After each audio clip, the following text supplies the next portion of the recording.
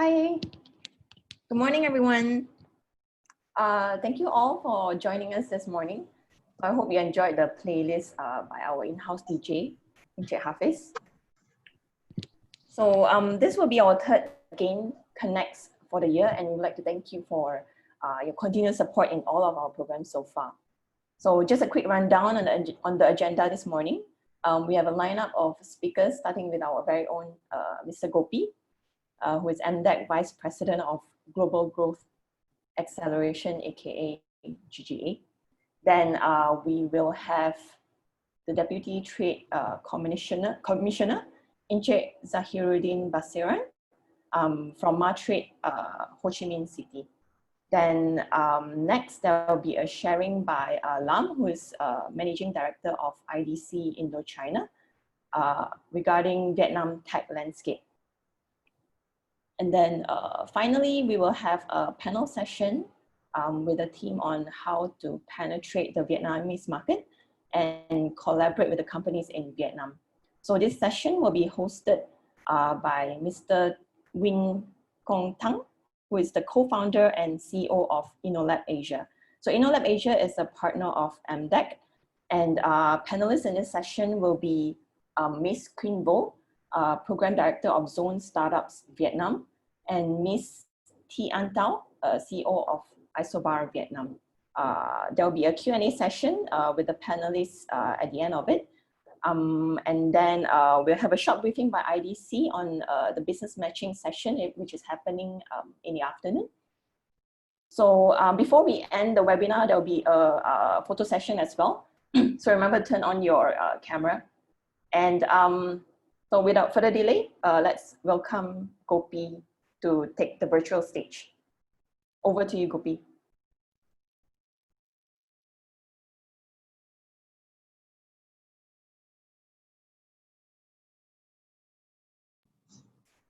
All right, thank you. Can everyone hear me?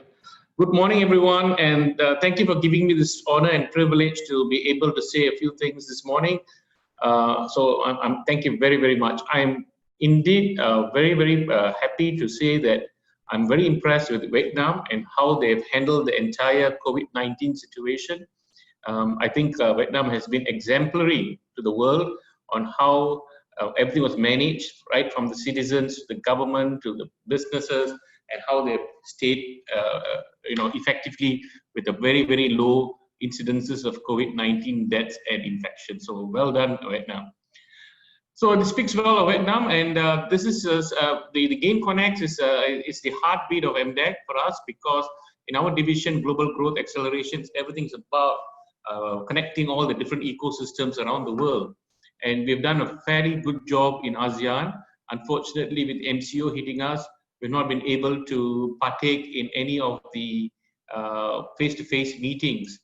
And so we have now no option but to go on to online.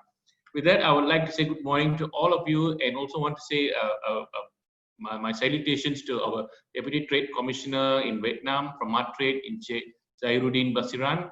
He's been a very long, outstanding supporter of our initiatives here from MDEC into Vietnam. So thank you very much and good morning. I want to welcome all the guests, all the companies that are here today, both Malaysian and Vietnamese companies that are going to go into matchmaking in a bit.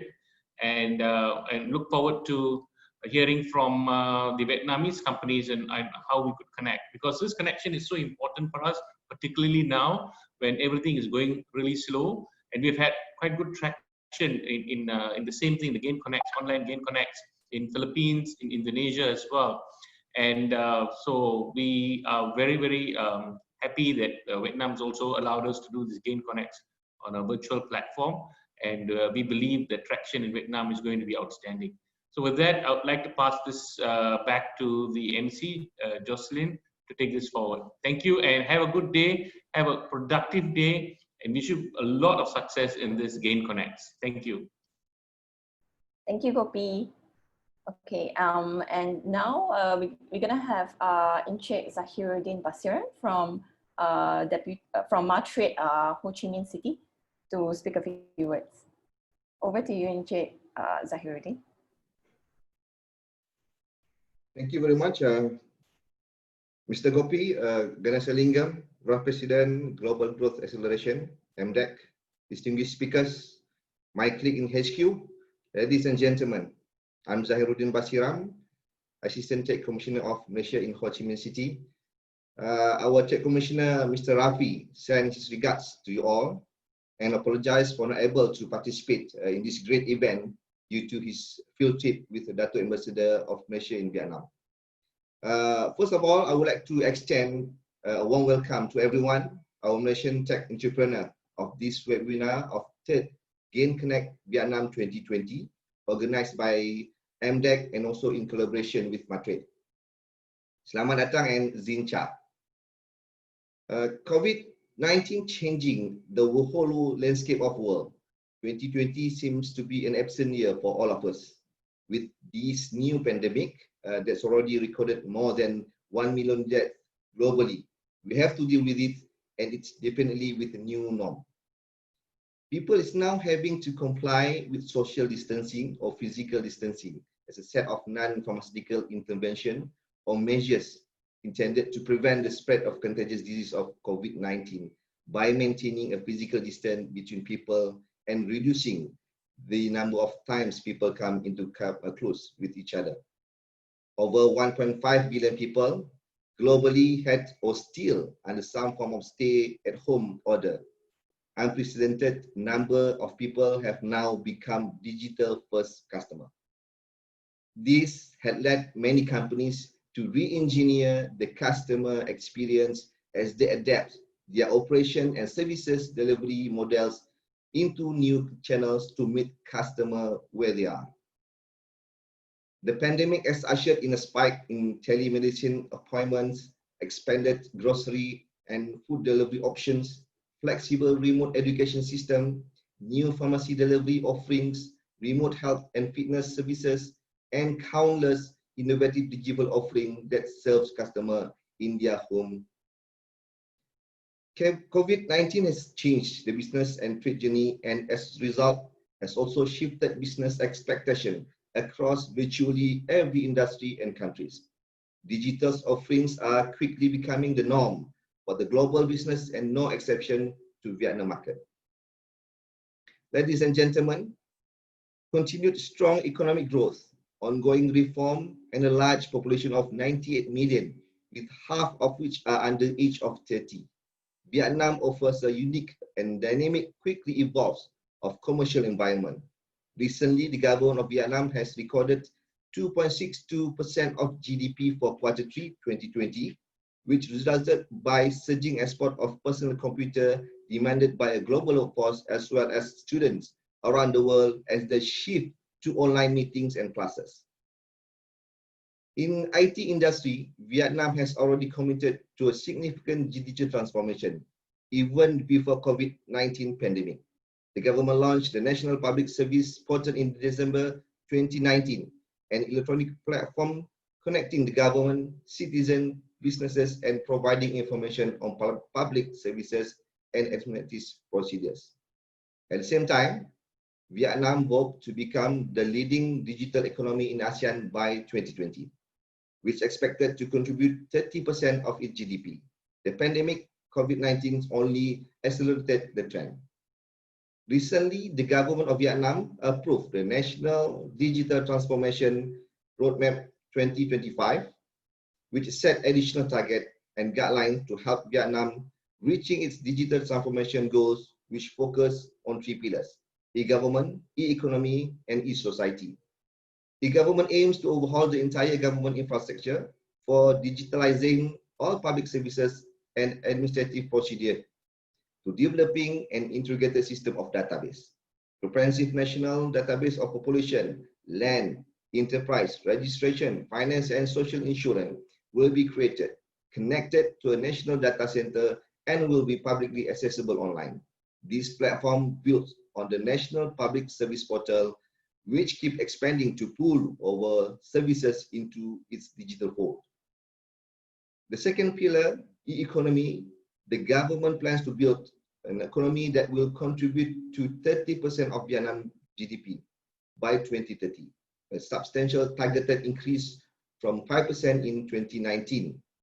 e-commerce has identified as an indispensable segment of this new economy. The National Digital Transformation Roadmap, building on the recently approved National E-commerce Development Strategy for 21-25, outline specific measures, encourage more consumers to switch from offline to online, increase the participation of small and medium enterprises and e-commerce platforms, and strengthen the support of digital infrastructure.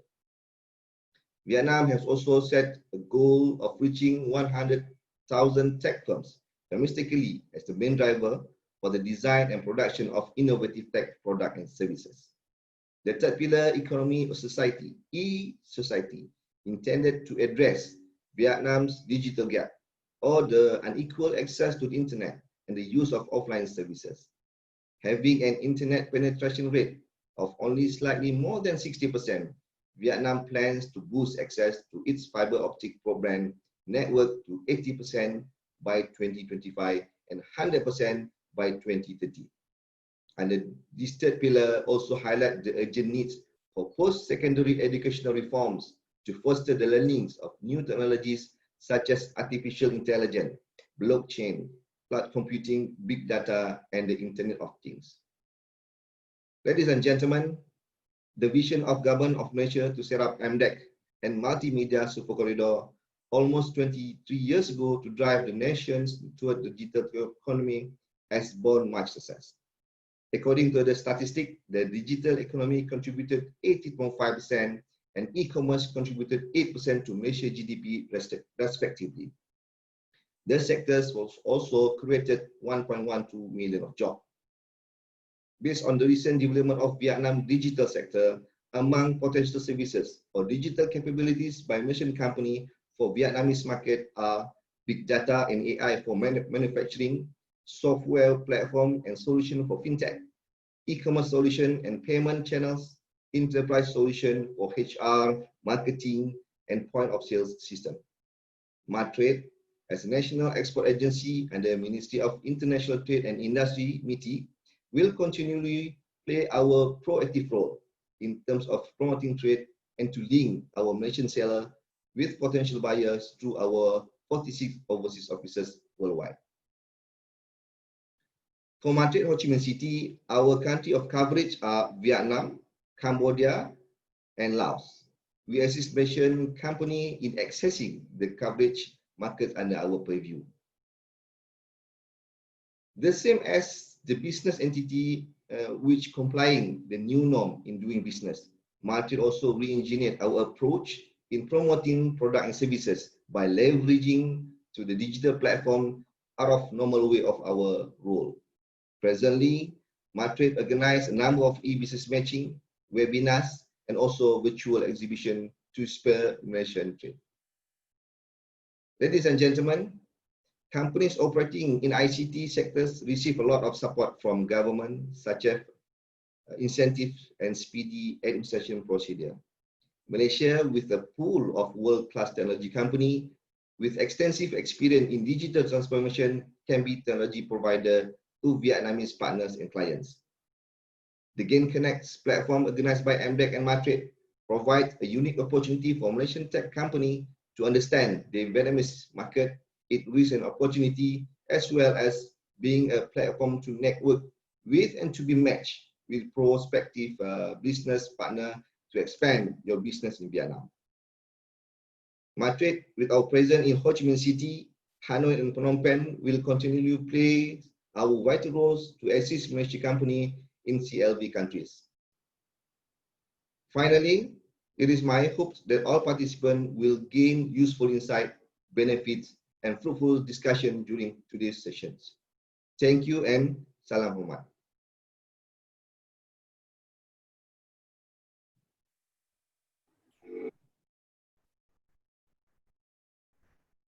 Thank you, Encik Zahiruddin, for sharing with us on some of the stats and ground info in Vietnam.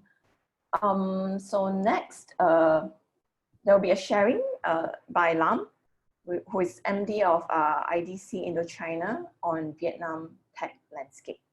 So over to you, Lam.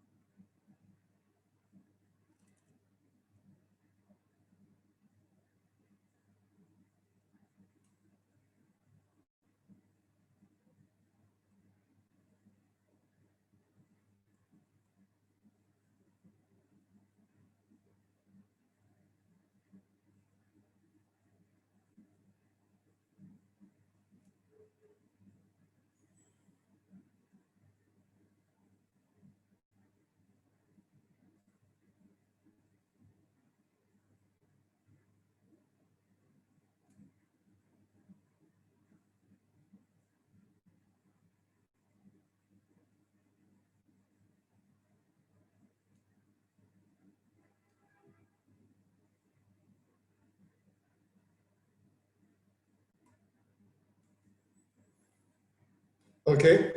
Good morning, everyone. Are you able to hear me? Yes, we can. Okay. So good morning. Thank you for the kind introduction from Jocelyn. It is my pleasure being here today. And actually, this is my third time presenting at the Game Connect Vietnam with Inde. So it is an enormous honor and pleasure being here again with everyone and to have a chance to share a little bit about the market knowledge and what we've seen here in Vietnam in terms of technology development and IT adoption, etc.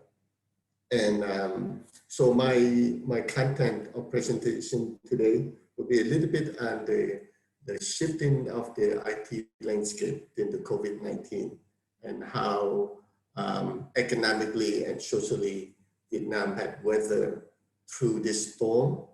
And it will have a little bit more elaboration on a little bit more detail on what had mentioned by the metric representative.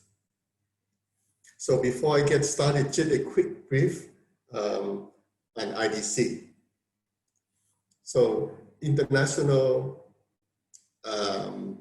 Data Group, IDC is one of the leading global provider of market intelligence, advisory service, and event for the information technology, telecommunication, consumer technology market.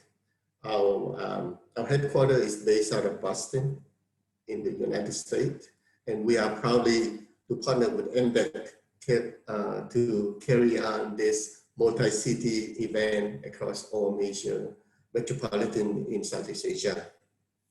And this is also our third Game Connect event here in Vietnam, as well as other cities across Southeast Asia. And so let's start with my presentation today. First, let us take a look at how COVID-19 had impacted the world. It had been a big, sudden, and dramatic disruption to the global economy. And it has not gone away and will not be gone away for quite some time. And we are now expecting that this will leave a long-lasting change across much of our life, our work, and the way we conduct and operate businesses. And at the same time, this COVID-19 situation is actually imposing on every organization and government to make a necessity push toward digital transformation. So let's see how companies are being affected by in the wake of this pandemic. So recently, Century Tower, head of Mobile Insight, conducted CSO pandemic impact and commentary survey across major companies in the US and discovered as of the March 23rd, the peak or the starting of the COVID-19, 77.7% of companies has shifted to work from home structure. And this is a huge change from 16.5% set before COVID-19. And our Zoom, our virtual conferencing platform provider for today, Game Connect, saw 213% increase in first-time installation and its mobile app in just 1 week time. 22% of organizations are looking to buy new security to address the dynamics of the new working culture. Over 26% of organizations claim they are seeing an increase in cyber attack and threat since mid-March of this year. And 73% believe that this pandemic is going to change the way the business evaluate risk for the next 5 years. From our IDC Worldwide Black Book IT spending, which can be available for purchase on our website, the forecast data update March this year, global IT spending is now expected to decline 2.7% this year. And at the same time, global GDP is also decelerating at a 1.7 negative growth.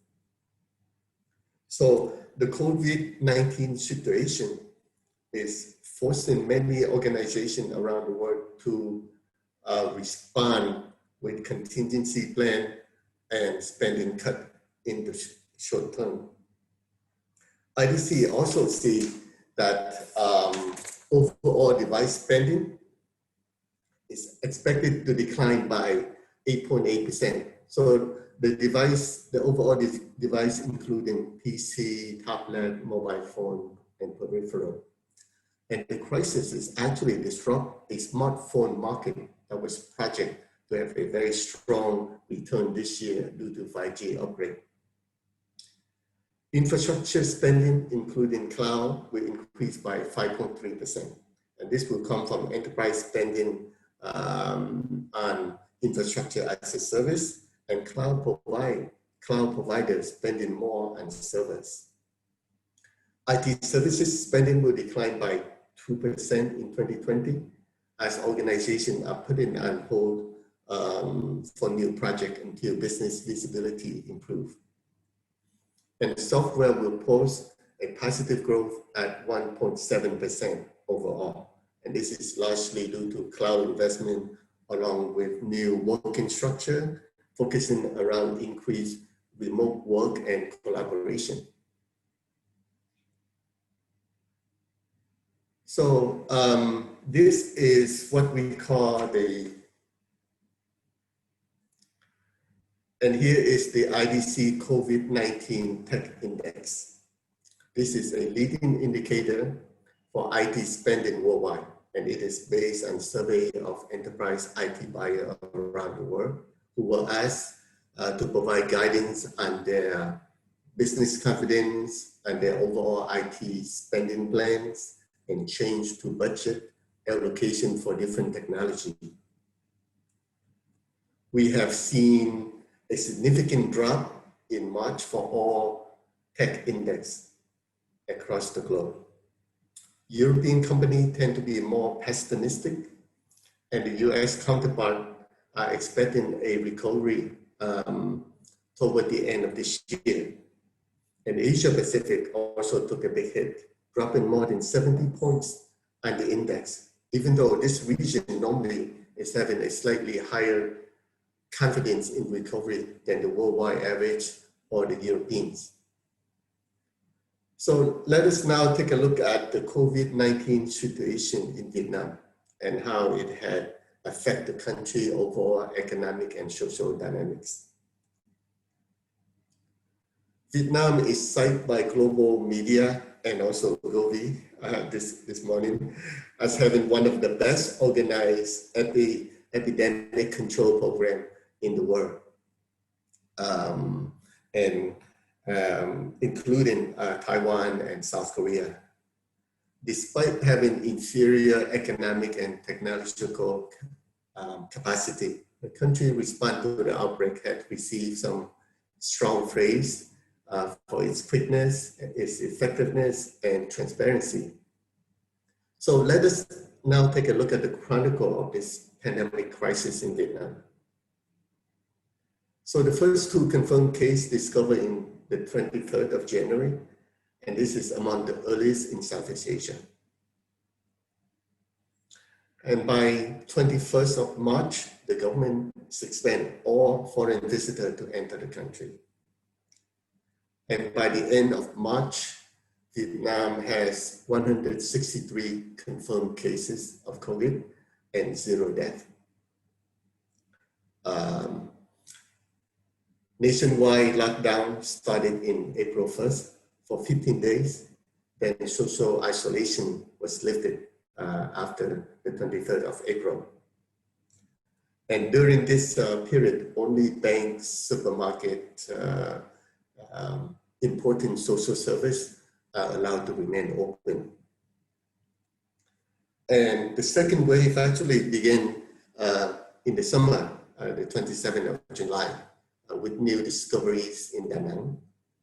And the first COVID-19 death recorded on the 31st of July in Vietnam. And by September, the country has seen over 1,000 confirmed cases of COVID-19 with a minus 35 deaths, and over 1 million tests have been performed. So how all of this had impacted the country? Here's a quick snapshot from the World Bank. First, Vietnam is experiencing for the first time in the past 3 decades, reducing GDP growth rate. This is the first since the country reopened itself and introduced economic reform in the late 1980s. The tourism sector is losing about $1 billion per month. 30 million people, or half of the total workforce, have been affected. Urban unemployment rate is increased by 33% to 4.5. FDI inflow also reduced by 15% to under $16 billion for the first 6 months of this year.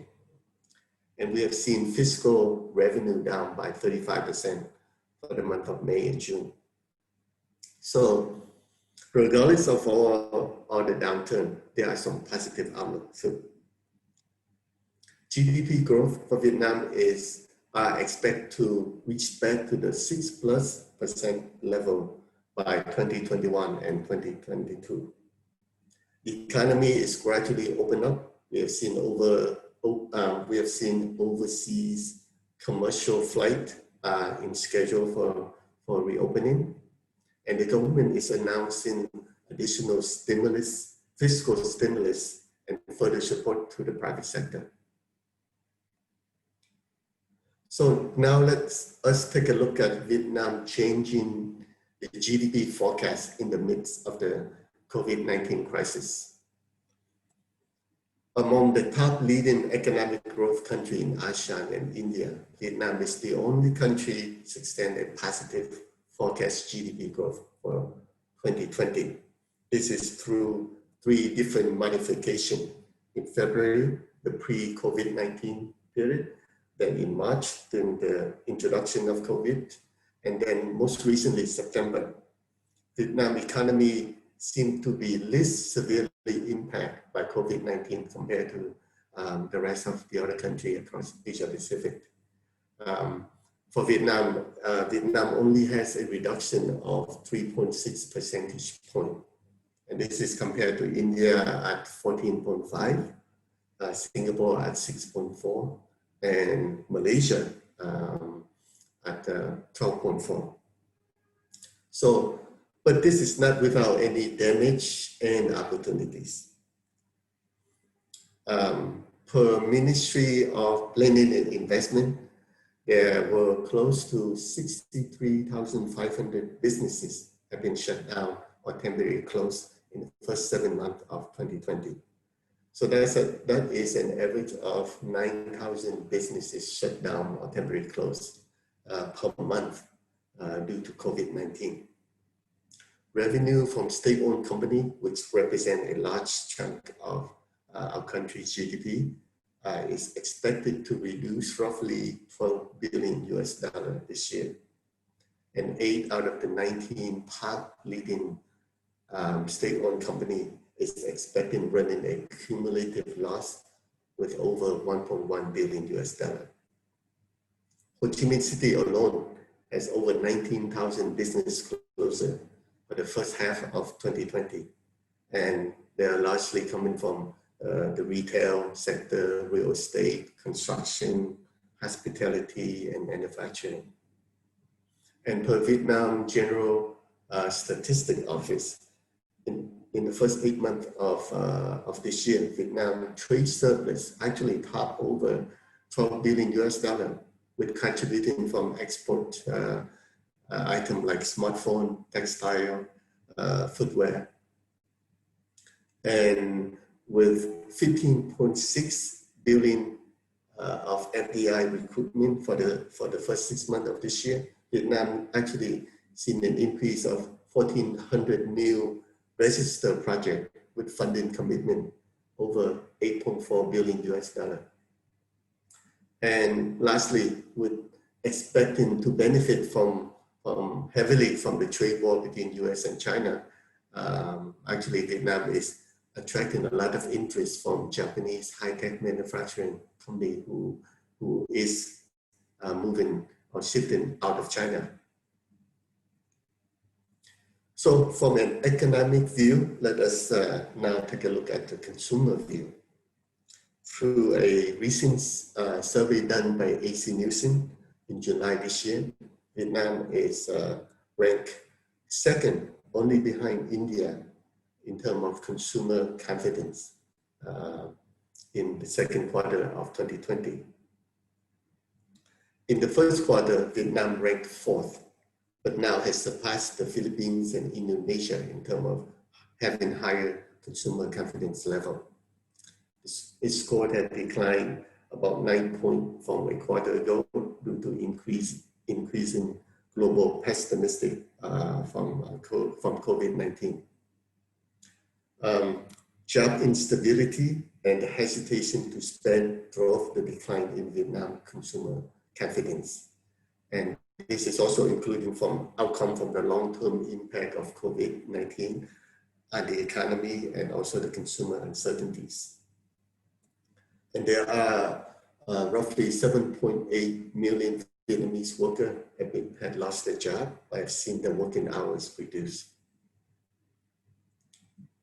So that's more on the economic side. Now let's move toward looking at the changing of the IT landscape in Vietnam through the current COVID-19 pandemic. This is a little bit elaboration from Metric representative that shared with us this morning.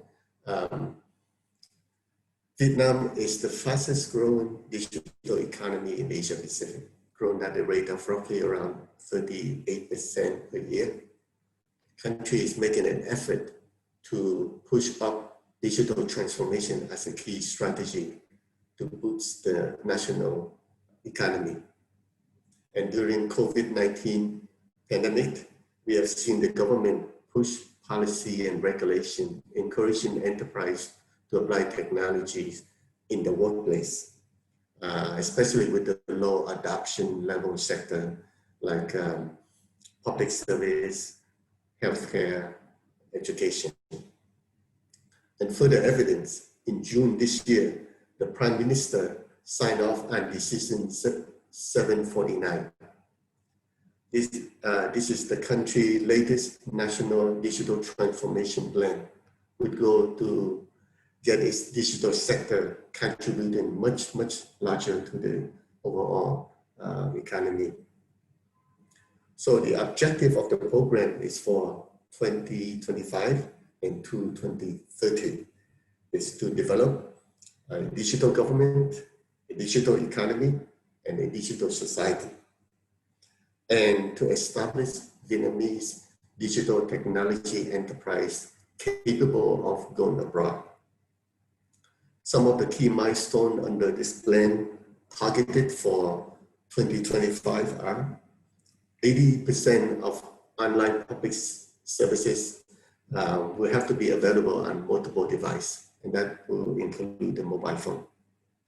90% of ministerial and provincial work document must or need to be digitalized.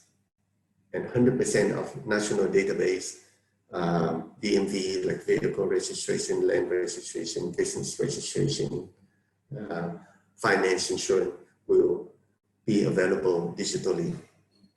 And the digital economy accounts for 20% of GDP. And the digital share of each of the industrial sector need to reach at least 10%. Fiber optic internet infrastructure need to cover more than 80% of the household. And 4G and 5G service and enable smartphone have to be available nationwide. and more than 50% of the population will have a digital checking account. So non-cash transactions need to make up about 50% of all payments. And by 2030, most of the target milestones should reach 100%, and the digital economy would account for 30% of the total GDP. And to achieve this national digital transformation, or DX, as we say, initiative, the government identified 6 key tasks to execute. First is to change perception from the public across government agency, state-owned enterprise, private sector, academics. Second is to formulate institutions to push toward DX, or digital transformation. And third, to develop digital infrastructure to meet the DX needs. Fourth is to build digital platform to enable the execution of digital transformation. And fifth is to build trust and security assurance. And lastly, to focus on technology partnership, recruiting digital talents, and foster innovation. So from a government effort toward digital transformation, let us now take a look at Vietnam market dynamics on this front. According to IDC, among the top 10 markets in Asia Pacific, Vietnam is only behind China and Korea in terms of e-wallet growth. We're looking at 67% 5-year cumulative average growth rate from 2017 to 2022, and is ranked 3rd after Japan and Malaysia in terms of debit card growth, at roughly 26% cumulative average growth rate for the same period. And from a recent IDC report commissioned by NTT Data early this year, in Asia Pacific, Vietnam has one of the lowest non-cash payment share, only higher than the Philippines. Cash payment in Vietnam is still actually represent currently about 80%, whereas Indonesia 68%, Malaysia at 58%, Thailand on 60%, or we're looking at well-mature market like Sweden at the lowest, only 15%.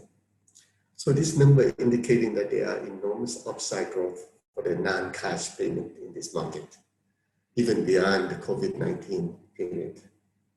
And with 52% of the population currently using the internet and access to smartphone daily, young consumer segment will be the driving force behind this digital payment growth.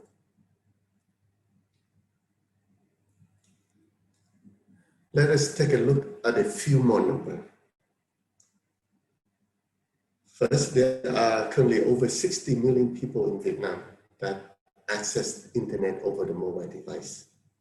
For We Are Social, 94% of Vietnamese currently own mobile device, 65% are using laptop and PC, and 22% using tablets. And in the first 6 months of this year, there is 6 times amount of total cashless transactional value compared to the same period in 2019. And Momo, one of Vietnam's leading digital payment platform player, just recently disclosed that it has now reached 20 million e-wallet subscribers on its payment platform. This is pretty much double from 1 year ago. And its revenue has been doubling almost every year for the last 4 years. And digital wallet share in all e-commerce transactions in Vietnam now have reached 19%. This is way much higher than a year ago when it was set a single digit. And Vietnam digital economy in 2019 was valued at $12 billion, making up roughly about 5% of the national GDP. So it still has 15% more to target by 2025, according to the government National Digital Transformation Plan. And this number is 4 times higher than it was 5 years ago. And a recent study by Google and Temasek predict that Vietnam digital economy will reach 43 billion by 2025. So the next slide will show us where Vietnam businesses are today in terms of digital maturity. This is IDC SMB Digital Maturity Index, a study commissioned by Cisco to understand digital transformation effort among SMB across Asia Pacific in 2020. So the index is divided or categorized into 4 separate stages of digital maturity. Like from the early stage, it's called digital indifferent, to digital observer, then digital challenger, and the most advanced stage is digital native. So the index take a look at key business dimension within an organization, like strategy, processes, technology, and people. And target is target the component of this digital base and measure its maturity when executing specific functionality and performance. In 2019, SMB contribute roughly 52% or about $15.2 trillion to Asia Pacific GDP. And IDC believe further digital transformation of SMB will increase Asia Pacific GDP growth by an additional 2.6 to 3.1 trillion or roughly up to 7.4% of additional GDP by 2024. The study also shown that SMB who are successfully transforming under the group digital challenger generate 50% more sales and worker productivity. And the benefits are even 2 times more higher for more advanced SMB who are in the digital native group. So the the report discovered SMB across Asia Pacific market are becoming more digitally mature with progress made by Indonesia and Vietnam. SMB in Singapore, Japan, and New Zealand continue to lead the digital observer group, and mainland China, Taiwan, and Thailand has surpassed Korea, Hong Kong, and Malaysia at maturity level respectively. So again, for Vietnam, SMB in this country is grouped as digital indifferent. In our survey, the Vietnamese SMB respondent indicate that their top 3 digitalization challenges for them are lack of commitment from management, lack of enabling technology, and lack of talents. So let us now take a look at Vietnam IT spending through the COVID-19 pandemic impact. Per IDC Worldwide ICT Spending Guide, just recently re-updated this June, Vietnam IT spending post-COVID-19 is expected to reach $6.9 billion in 2020. This is a drop of about 6.6% from a year ago. Hardware spending, including PC, laptop, network equipment, expecting a significant drop of 17.1% due to budget cut and reduced corporate spending, with software and service also reduced at 3.9% and 3.1% respectively. And by 2024, the total IT spending in Vietnam forecast to reach $7.9 billion. Overall, IT spending share in Vietnam is 41.5% of the total ICT spending, which forecast to reach $16.8 billion in 2020. So being a resilient economy through this COVID-19 outbreak, IDC expect IT spending in Vietnam will recover by 2021 and accelerate quickly as conditions improve. So I have mentioned Vietnam economy is expecting to see some deceleration in GDP growth for 2020, and it's the same for IT spending. But both are forecast to recover strongly by next year. And solid growth rate is expected for e-commerce activity, with the sector is forecast to increase by 19%.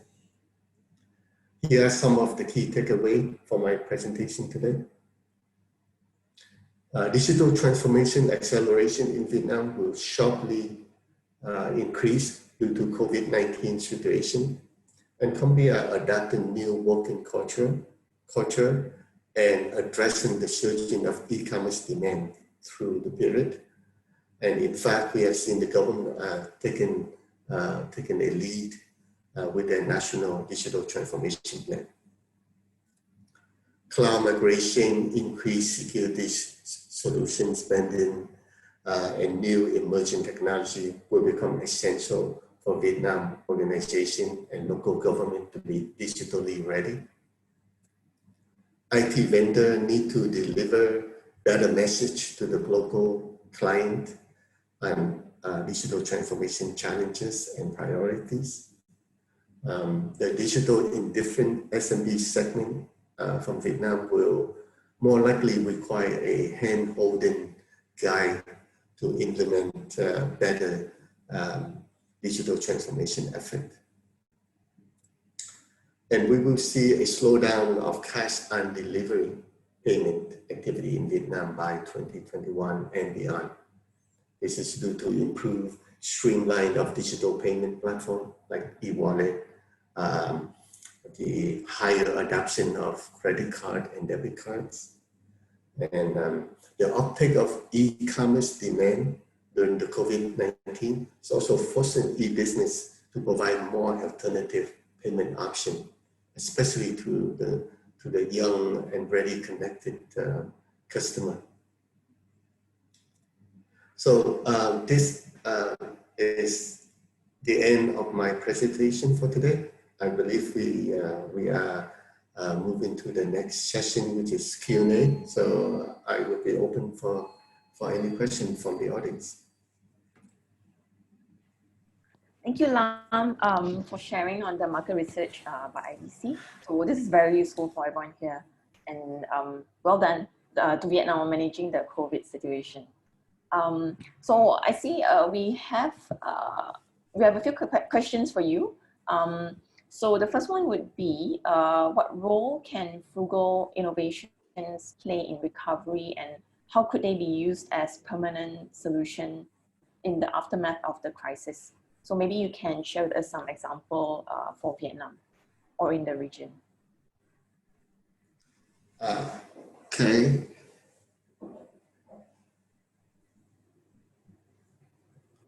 I think it's pretty much about lesson learned from the, from its limitation of adoption, and and how Vietnam can learn from that. I think it's a very broad question, and we probably need to define a little bit more on, okay, frugal innovation. What would it be? What it would represent? And looking at maybe less developed economy, but because of being less developed, we have less variable that we have to control and manage. And I think that is one of the strengths or the advantage of Vietnam during the COVID-19 crisis. Is the country had less variable to manage, and also I think the citizen here, inherently they listen to the government, and they respect what the government say, and they should follow. So I think having maybe less variable, and also creating a society where lesson can be learned, good practice can exemplify, you know, for the lower level to learn and also adapt.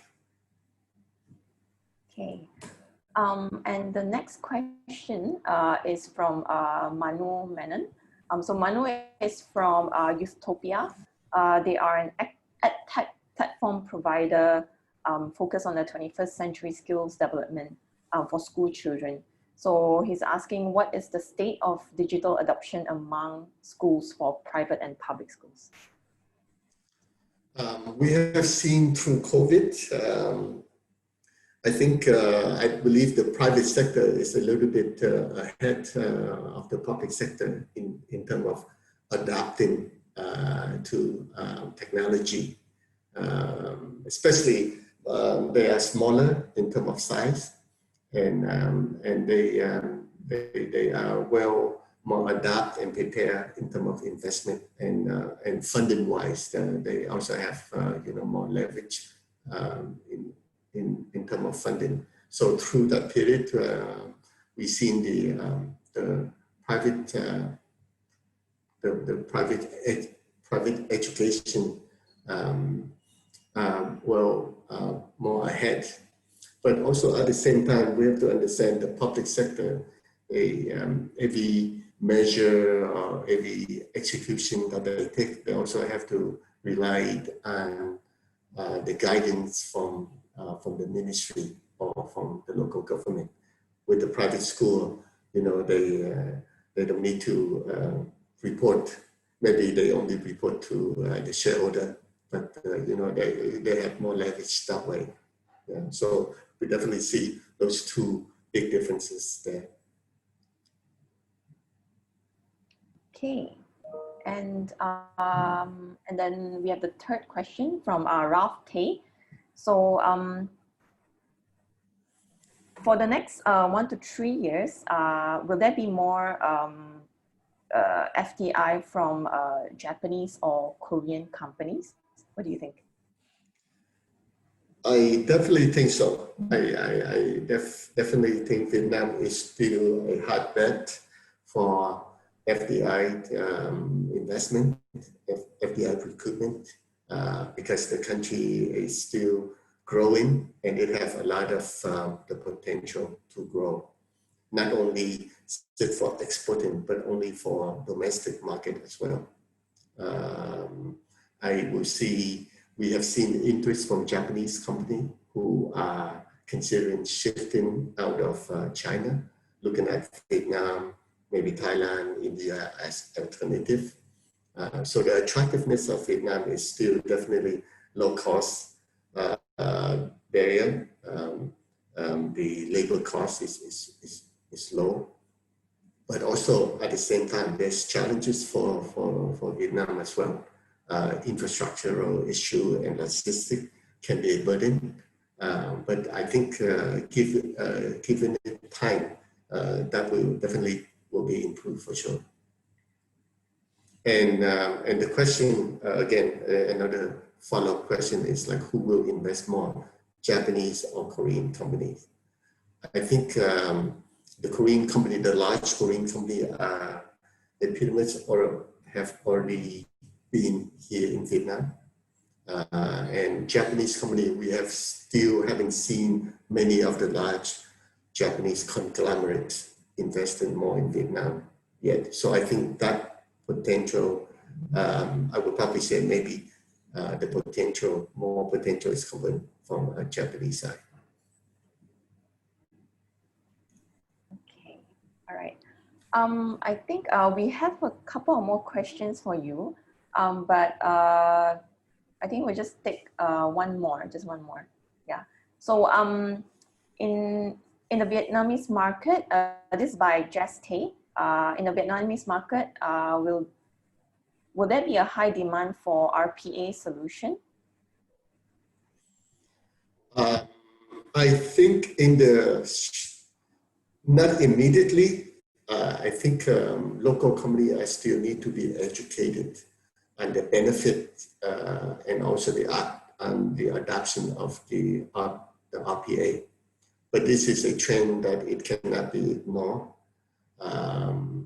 And local companies also understand that they also need to adapt to emerging technology, especially banks and consumer, consumer company, and they need to process to improve the process and understanding the consumer insight, etc. So that's a need that it cannot be ignored. If we and another the question also mentioned about organizing, they prefer more manual. I think yes and no. I think for more legacy, more big companies, state-owned company, they would probably prefer more manual because the management there is also been there for a long time, and they're comfortable with the old way of processes. So it's going to be hard to convince. But Vietnam is still a very young market, and we have seen new young students graduating, and we see a new young workforce coming to place, and gradually move to the management level, and that group of segment will help the country to adapt better and faster technology. Okay, and I think there's more questions, but we'll try to address any additional questions at the end of the session if we have time. So thank you, Lam. So well done to Vietnam on managing the COVID situation, and we are definitely looking forward to your national transformation plan. Yeah. Okay, thank you, Justin. Okay, so right now we have a panel session moderated by Mr. Win Kong Tang, co-founder of InnoLab Asia, co-founder and CEO of InnoLab Asia. So yes, thank you. Hi. Okay, and Hi, I would also like to welcome Ms. Queen Bo, Program Director of Zone Startups Vietnam, as well as Ms. Thi Anh Dao, CEO of Isobar Vietnam. So over to you, Tang. Okay, sure. Thanks. Hello, everyone. Thanks, MDEC and Serena to partner with InnoLab to build the bridge between Vietnam and Malaysia in terms of learning ecosystem and offering opportunities for both sides. My name is Thang from InnoLab Asia. So today I would like to welcome two friends of mine to the panel to share about Vietnam and how to collaborate and penetrate in the accelerator perspective and startup and corporate perspective. So Vietnam is lucky to receive attention from the world thanks to GDP growth in the last 10 years and startup ecosystem dynamic, as well as COVID-19 fight. So with that, we are lucky to receive many questions and how to what actually happened in Vietnam. And today we have Win Bo from Zone Startup. Vietnam is an accelerator from Canada, and Dennis Thi, she's from the industry of marketing and agency in the last 10 years, and she invests in the education industry too. And with with these two, I am confident to get more insights from Vietnam. So first, I would like to ask Win. So could you share 3 emerging technology industry attracting a lot of attention in the startup ecosystem in Vietnam? Hi everyone. I think three interesting technologies right now and the sectors right now. I think it's let's say the industry. First of all, I think e-commerce, and then fintech, and then education. EdTech is something very interesting, not only in Vietnam but also in other countries. For example, Singapore, Malaysia, and Indonesia is the hot hits right now that everybody wants to tap into. So I think not only in Vietnam, but with other countries, that three industry is definitely something that, you know, we as a VC and also, you know, other players in the market that could look into. All right. How about you, Dennis? What is your perspective on this? So for Vietnam, actually, it's quite interesting for the past 2-3 years when we witnessed the growth of the market as well as the growth of the technology in Vietnam. That's why I often say that Vietnam is very interesting market, because you can witness like just the 3 years ago, for example, AI or IoT is just a very emerging stuff, but now more and more people really apply into their business. And more startups, they leverage this kind of technology and to solve the problems, to solve business problems, as well as to solve the problems from the community and society. Some of the emerging technologies that you can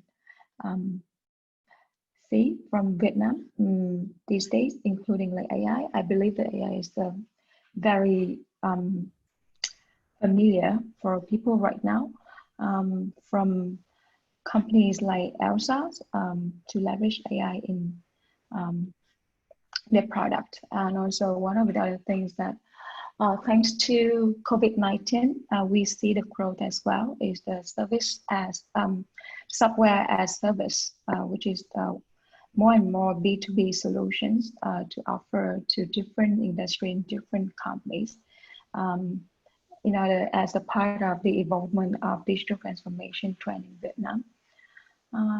So yeah, that's briefly from my side. Okay, thanks a lot, Dennis. So in order to dig a bit deeper, so in terms of the startup, what makes a startup in Vietnam competitive in Southeast Asia? So could you share a bit, at least 3 things that make our startup competitive? Okay. So I started my companies around 10 years ago. So it's saying something that one of the most obvious thing that to make Vietnam startups become more competitive in Southeast Asia, for sure, that the local insight of the business, of the culture, and you can see that as seen in many emerging markets. Vietnam is the same. We still have a lot of problems that need to be solved as a country, as a society, and also at the same time, in different industries, we have many, how to put this? So in different industry, it seems like a lot of opportunities for startup to disrupt certain industry. That's why you see that, like you mentioned, in education, or and also that's the reason why fintech is really quite developed for the past few years in Vietnam. And so that's the first thing. Vietnamese startup, we know a lot, and we know very well about what is the problems, what is the issue, what is the tension. So basically we understand our consumer very well, comparing to like new player coming into the market. And secondly, I think that we have a well-built connection as entrepreneurs in Vietnam. So like we often say that whenever you do the business in the new market, you need to not only know how to do it, but you need to know who can help you to build it. So yeah, for example, like the connections with Everyone knows that the ecosystem, the startup ecosystem in Vietnam has been quite developed for the past 3 to 5 years, thanks to a lot of efforts from startup people and also investors. And I think that for Vietnamese startup right now, they kind of know the way around and they know people in that ecosystem. So it's like a small world. And so that's why even if you are a newcomer to the market, you need to know the right person to ask the questions, right? If you, it depends, and it's not about the ecosystem, but also it depends on the category that you want to jump in, the industry that you really want to disrupt. And that's number 2, right?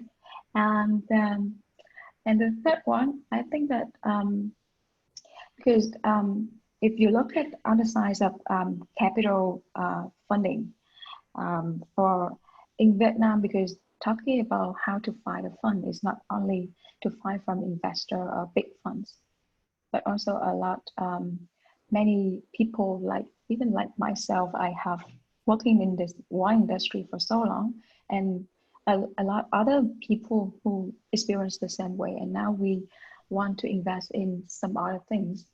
So actually in Vietnam, if you approach to individual investors and sell the right story, it may be easier to get a fund rather than to pitch to bigger funds. So that's why I think that that's also another leverage for Vietnamese startups. Yeah. Wow, thank you for your very interesting insights from the founder more than 10 years ago. How about you, Win, with the perspective of the one that run the quite successful accelerator from Canada in Vietnam? So what do you think? So if I have to say 3 things, so I think first of all, just like Ms. Dennis said, is the market. So Vietnam has a quite young population right now, like 30%, more than 40%, sorry, is the we call media age of around 28 to 30 years old, and it's gonna be the not majority, but it's gonna be, you know, in that majority sectors to the next 5 years until, let's say, 2026. The middle class and the young population will be, you know, 30% of the population right now of total 97 million people. So I think it's one of the, you know, very good market for Vietnam startups to, you know, to compete or to be competitive in the Southeast Asia market. The second thing I think is the government support. So the Vietnamese government is quite quickly to you know, adopt and catch up with the industry 4.0, and then lately they've been granting a lot of regulation that support for the SME and MSME, super small business in Vietnam, including startups. So not only the taxations, but also other regulation for the VietQ people, which is the Vietnamese who live abroad for a very long time, to come back into Vietnam and contribute to the Vietnam market, not only their knowledge, but also the investment. Yeah, and the third thing I think is the inexpensive and low cost for operations in labor and tech labor in Vietnam, which is quite important for the startup for the startup, not the startup in Vietnam only, but whoever startup from other country to come into Vietnam. So I think to compare with many other neighbor country around us, so we can be, you know, cheaper in terms of labor, can be 30% to 50% cheaper than the other countries. So I think that's 3 things that make Vietnamese startup quite competitive on the market. Great, thanks a lot, Win. And I used to joke with a friend of mine, if I build a Southeast Asia startup, And the team that I want, my idol team is like, I want to have the IT guy from Vietnam. I want to have the designer from Thailand. I want to have the operation guy from Indonesia. So what do you think from Malaysia? So I think with this question, I would like to ask one. What do you think? You interact with the Malaysian startup and people. What do you think? What do I think? I think I personally, I think it's a combination of all the above. You know, like the population is also high and young people and talented. The tech station is also very good. So I think it's all of the above, you know, not maybe Vietnam right now or Thailand is, you know, an interesting place for, let's say, tech and then designer. But I think Malaysians with young population and talented people like right now, they have. So I think it can be a combination of that, all of both. Okay, right. How about you, Dennis? It's hard for me to talk about Malaysia, right? But there's something for Vietnam that I would like to share. It's interesting you bring up a point that you would like to have an IT guy from Vietnam, right? I think to many people, even within like Isobar is a global network, and if I look at other markets as well, actually Vietnam is not the rising star in terms of technology and stuff. So that's why I find it very interesting that you say that you want to have an IT guy from Vietnam. But I think you've got your point too. So IT in Vietnam and technology developer in Vietnam is like a hidden gem. So actually they do a lot of outsourcing work for other markets without people knowing it. And also with a low cost, like Kun has shared. Basically the cost is basically cheaper than other market. Even like when we compare it to our hubs in Philippines, the cost is higher. But the capability in terms of technology development is really high. For example, lately, you may know it too, like lately I'm developing a team on AI technology that we build on Google technology. A simple technology from Google is the text-to-speech, everyone knows it. And Google put it there for everyone to use it. But when we show the product to Google, Google says that, wow, you are the first one really develop it to that extent. So I think that there's something we can be very proud of IT capability of Vietnam, but we need to do more marketing for it. I just want to add in, I said inexpensive, not low cost. No longer, you know, like low cost in the market anymore, but compared with other market, it's inexpensive. Okay. I want to erase that word. Okay. This is the question that I receive a lot when I do the market entry for the foreign startup. They ask me that how can a foreign startup can collaborate with the local startup so they can leverage both side benefit.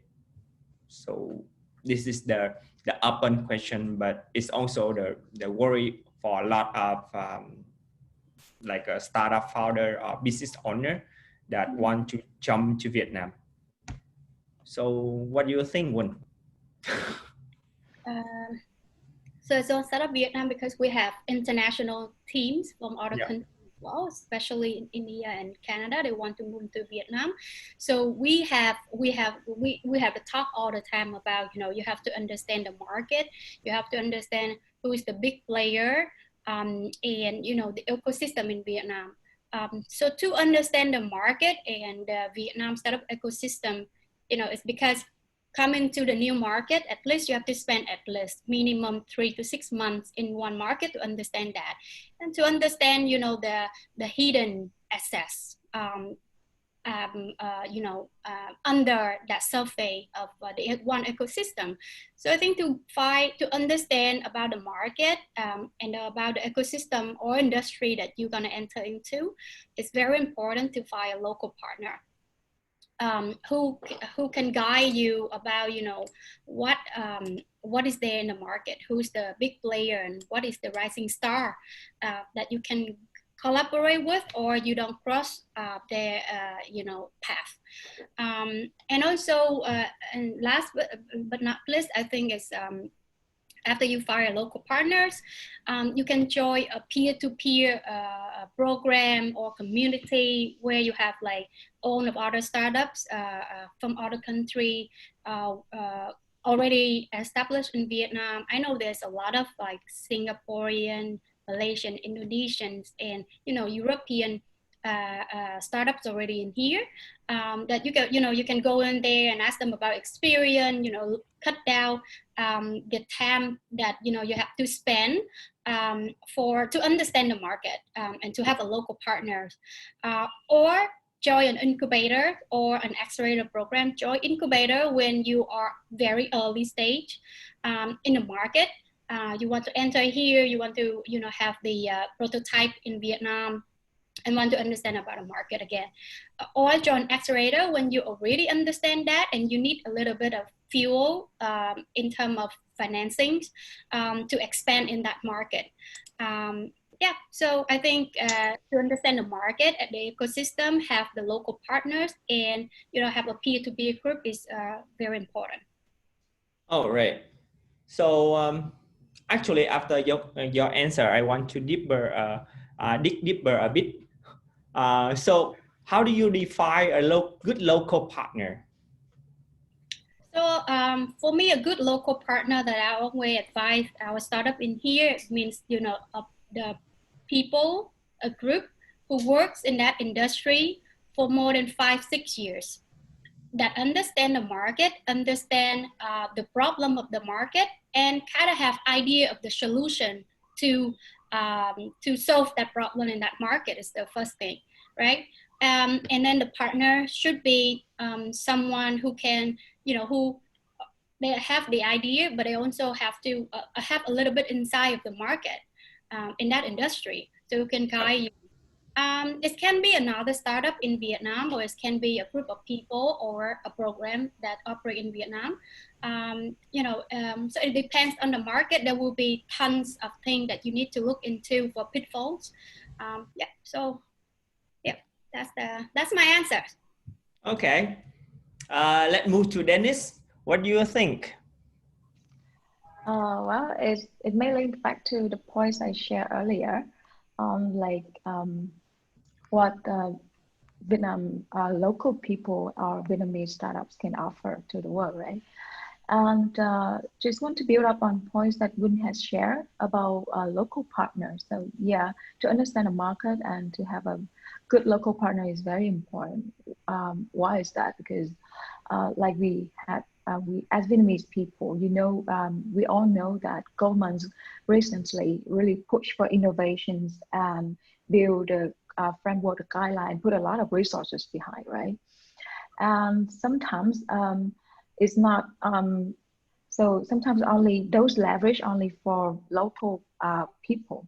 And if a newcomer coming to the market, you are a foreigner startup coming to Vietnam, sometimes it's quite hard for them to access into government resources and to have a good connection from local people or local partner can help with that, to leverage on the government program or like something very simple as tax incentives. Yeah, and so that one thing, and Quinn also share a very interesting point on like to know the people in the industry and the one who know the issue of the industry and kind of have an idea about a solution. I believe that is the way to do things, because I witnessed industry from industry. Actually, for people who live in that industry for a while, I think minimum 3 years, you already know what happened with the industry. However, sometimes there are lack of resources to realize the vision of the solution. So if the and from my observation, foreigner startup, they tend to have that leverage. They have resources, they have capability to build up quickly the solution in a tangible delivery rather than just an idea. And so that's why if we put these two people together, one has an idea and know how to move around, the other one have the capability to deliver. So it will be a perfect match. Yeah. This thanks to these answers, I pop up with one question. So those coming from advanced, mature ecosystem, a startup ecosystem, and what do you think that if they can be successful when they jump to Vietnam market? Like who from Silicon Valley or who from a very advanced startup ecosystem, and they experience that already. And is it easy for them to jump in Vietnam market? And can they be successful? Hey, good luck to hear from you. Asking. So I think there's an advantage and disadvantage, right? The advantage will be, he knows about the technologies and other country, let's say technologies and the path they went already like 3 to 5 years ahead of Vietnam, because Vietnam startup ecosystem is still young and new. So they can see the pitfalls, and then they can see, the problems that, or the trend that they must change to adapt into one market. And, they have advantage of technologies as well. And advantage of network around them. Let's say from Silicon Valley, you come back into Vietnam, you will have the name tag say, hey, I'm come from Silicon Valley. Right, and then people will was like, wow, you come from Silicon Valley. It means that you know a lot of people, you know the network, you know the technologies that move forward over there. So there's one advantage of you can see, forecast the technologies and the problems in the market. But then there will be disadvantage of not knowing the local market, which we call hyper localizations problems. In Vietnam, let's say, a lot of people say Hanoi market and Ho Chi Minh market are totally two different markets. So if you don't work in that market, how do you know the difference between Hanoi people and Ho Chi Minh City people to work with, right? You cannot bring the whole, turnkey project from one country and to put it in Vietnam and ask Vietnamese people to adapt with that technologies or the solution. So I think, it's pro and cons for let's say developing technology market coming to Vietnam. Okay, so the ratio of their success? The ratio, I think it depends on the products or the service that you bring into Vietnam. For example, let's talk about Elsa. For example, Elsa is the Vietnamese founder's local market. Yeah. But then, she realized that, not only for Vietnamese people, she thought that Vietnamese people, we need to learn English more, but she doesn't know that also in other countries, there's also the need, right? Because Americans also have a lot of immigrant people, need to learn English. So I think it depends on the service that you bring into the industry. For example, right now, let's say there's so many interesting technologies that Vietnamese people love. Let's say 2 years ago, people was talking about blockchain all over the media, but really, other than the coin, do we really know what a blockchain application that can apply to other industry? No. Although you can apply this a lot in the government side, in the traceability for agricultures or for the hospital, right? But I mean, it depends. Okay, right. So how about you, Dennis? I think would just push a lot of pressure on you because her answer is good. Yes, yes, it's true. And yeah, I'm also on the part of saying yes and no. So, and of course, for people who come from mature markets, have a lot of advantage. The network to the outer world of Vietnam, to a mature ecosystem for startups, and and also have a lot of experience not only about technology, but further than that, how to force all of the stepping stones to connect people and to get funds, etc. What I call do the startup in a professional way. Okay. Yeah. And so, however, and that's also what that one can bring on the table and use those as their leverage. For example, if they come to an investor, they know exactly what to say, what to pitch to the investor. However, there's something else that I want to call it like street smarts. For a market like Vietnam, sometimes you need to be very tactical. And saying tactical means you need to know it's not always like the whole strategy will work.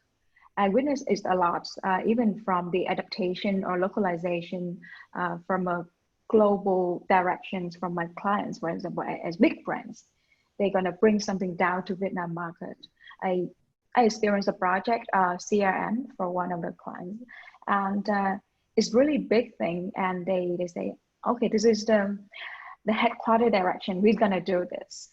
However, it's a big gap because it again come back to the thing that whether you know enough about the market, and if you want to start as a technology startup in Vietnam, and it is not only years ago, but now actually, if you do anything is related to technology, and if you talk about technology, you need to be very mindful about.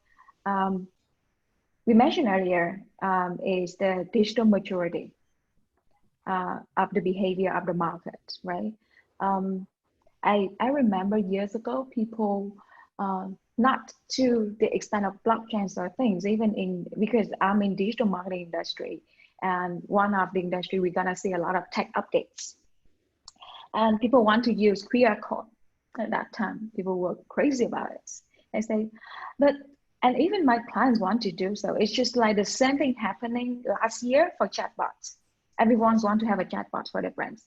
But the thing is that who's going to use it? And at that time, like years ago, you can imagine on our mobile phone, we don't have any code scanner application. So that's just an alien things for our consumers. So that's why it is, you have a lot of experience, and maybe you know a lot about new technologies, flashy one. However, when it adapts to local markets, sometimes you need to settle down with a very simple technology as long as it works, and it makes your product not fancy enough to a lot of investors. But if you look from the perspective of the one who really do the business, it is a different thing. And as founder of companies and the one who run the business, I don't care what kind of technology, whether it's new or whether it's old. The matter is whether it works or not with our consumers. And also the other things besides technology is you need to know well enough in order to design the experience. That's another thing, because maybe the journey of experience may work all over the world in that specific area, but in that specific area in Vietnam, it won't work. Yeah, just for example, we all know that for years ago, 10 years ago, people interviewed me about e-commerce, and they asked why e-commerce doesn't pick up in Vietnam, and it works everywhere else. And they talk about Amazon, they talk about eBay, and I say, hey, it's just very simple. If you look at the retail market in Vietnam, people can just 2 minutes walk away from their office or from their home, they can get something. They don't need to order things on platforms like Amazon and wait for like 2-3 days or even a week. So that's one nature of people in Vietnam. Another thing is that at that time, it's not about the facilitations for e-commerce, but it's more like your very human being Vietnamese, typical Vietnamese behavior that you want tangible things, you want to touch things rather than witness on a screen. And so that's why if you look at the growth of e-commerce platforms, it took a lot of time to build the behavior. And so that's one thing. Another thing that, like you said, a Silicon Valley guy needs to be aware of and prepare the money to burn. To educate the market, right? Well, I just want to add in something that Ms. Dennis says very interesting. Yeah. So I say, you know, learning about the local market is important, as she said, right? For example, a few years ago, e-commerce is not, it's like a burning cash industry, because, you know, the people didn't understand about the how to say, about the facilitations of the page, the platform for. And then it's easy for them to go to the web market and stuff like that. But later on, when let's say the mobile phone application kick off, and now asking people in Vietnam, you know, go into just a few minutes away market is hard for them. They could like to use the shipper, you know, to use to order food is like a corner away. But then, you know, the mindset is different thanks to the technology advantage. So, and then also, you know, a couple of years ago, you can go to a small store like Tiệm Tạp Hóa, the corner store next to your house to buy stuff like water, toilet paper, right? But now everything was digitalized by the technologies, right? The manufacturer knows exactly which store in their area that, you know, has a low stock, and they fill up immediately. So I think maybe a couple of years ago, the technology was not there, people was not ready to adopt it, but now, thanks to them, life changed. Wow. Yeah, that's right. My life changed. But also there's something else we need to be aware as business people, that we need to look at the number of people really acquire the technologies and live a life like Win has just mentioned. Like we get used to order things rather than go out there. But I believe that it's still not a big chunk of the market, still around white collar people or high tech savvy people.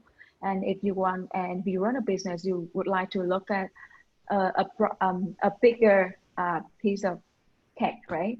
And sometimes we need to be aware whether that the volume from this small behavior can really help your business to survive and grow. Yep, I agree. Thank you. Well, I think it's gonna end my question. So I'm gonna read a few questions from the audience. So from Manu Menon, it was mentioned that education tech is gaining prominence. Is there a particular type of platform doing well? Test preparation or academic courses or any other? So this is the question that from Manu Manan. Dennis or Win, who gonna go first? I think Gwyn gonna have more information to share. Okay. Is there a particular type? So I think So I think in Vietnam right now, because we have young population and we are young parents as well. So I think all type of platform for education is very welcome right now. For example, at the Accelerate program, at our program, so we receive a lot of because we spin up from Ryerson University, so we have like experience about edtech sectors across many countries. So we see a lot of edtech from the platform to connect the tutor with the students or the parents. The platform where you review the school, get scores, and sell back the courses for students. The test preparation is something very important here in Vietnam because we have a lot of tests during K-12, after school service also, and it's quite competitive. Vietnam education sector is still very competitive. If you want a good grade, then it means that you have to spend more time and money study after school service, mathematics, STEM, any order of class. I think academic courses are rising up lately because not only the private school and private sectors are attracting the VC and also the startups anymore to provide a solution, but also these days, thanks to the government, regulation and funding for government sectors and school, 4.0 industrial 4.0 again. So we also receive a lot of good signals from academic courses. For example, AWS and Google already have their exclusive agent here to provide courses for K9 to K12 students to learn about clouds and other service. So I mean, skills, high skills service labor is something that the government been trying to push for to receive attention from FDI country to for VC investor from all over the world. So I think all kind of platform for edtech is welcome in Vietnam. Nice. Do you want to add on, Dennis? No. Okay, great. So I gonna move to the next question. How can we get access into Vietnam to do business meeting during this COVID-19 restriction? Because we are doing process optimization SaaS that require on-site audits. This is kind of tough one. The question is, you need to go to Vietnam for meeting right now. And it becomes online meeting because, I don't remember, but I think you need a special invitation from the company to have the visa, right? And then you got 14 days quarantine request, right? It's 5 days or 14 days request. I don't exactly remember, but so with this, it's a bit hard for the panelists to answer, but this is a bit easier and give more positive size. Like, when do you think that Vietnam can open the flight so we can fly easily to do business? Let me call the government. Vietnamese government quite aggressive and very good in terms of COVID issues. I think in October, just tomorrow, they think about open up for 4 countries international flight, and also I think depends on the country that the COVID situation in that country, but I think it will never go back to normal like before COVID. So I think for several of countries around Vietnam, like we open for Japan, for Korea. I don't remember the other two. But I think next year, depends on the situation in other country, we will have the international flight. But I think you need a special pass provided by your government and Vietnamese government to enter into Vietnam. That's what I think. How about you, Dennis? Yeah, actually Vietnam, if we look at the government movements since during the COVID and after COVID, we can see that actually we encountered the second wave, right? However, there's no social distancing happens as we predicted before. So which means it is very positive that we're gonna continue to find the opportunity to open the flight and also open the entrance for other markets as soon as possible, because it's really impact the economy. And I think the matter is that when you really need to get access into Vietnam. Okay. So before I end the panel, I just want to reintroduce, because some of the audience want to ask us. So Win from Zone Startup Vietnam is an accelerator from Canada, and they run quite well for acceleration program in Vietnam. And a good friend of mine, for Dennis, she from Isobar Vietnam, is a global digital marketing provider agency in Vietnam, and she's been in this industry for more than 10 years. So my name is Thắng from InnoLab Asia. So we are the implementation partner for the Urban Innovation Vietnam under Ministry of Science and Technology. So for the time restriction, I would like to thank a lot for your attention. And for those who want to follow up questions, just let us know.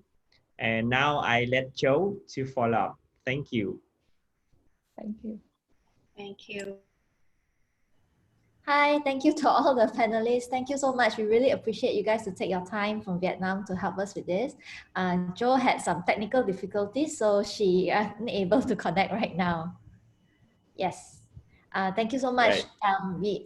Thank you so much, Tang, because InnoLab Asia is a really close partner of us in MDEC in Vietnam. So we really appreciate your help in this. Okay, thank you. So for the next one, thank you. For the next one, we'd like to invite Lam from IDC. So to have a short briefing to all the attendees who will be involved in the business matching. Lam, over to you.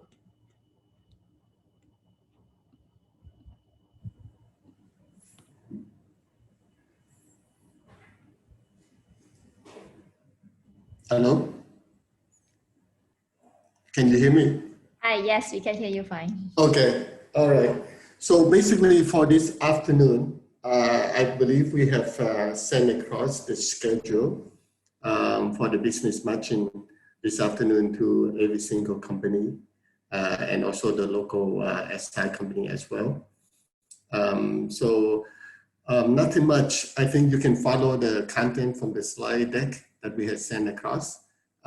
Just some footnote is just be on time and be patient. I think for the link, we have set up a lobby where if you call in a little bit early, there's a lobby waiting that everyone can be can wait for a few minutes. So that's pretty much it. Just be prompt and be patient. If there's any issue arise from the coordination of companies exit and company entry. Thank you, Hazit, for sharing the details.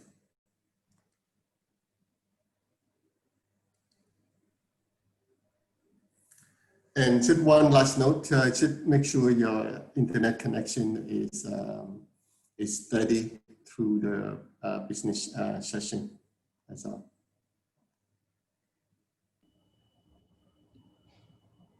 Thank you, Lam.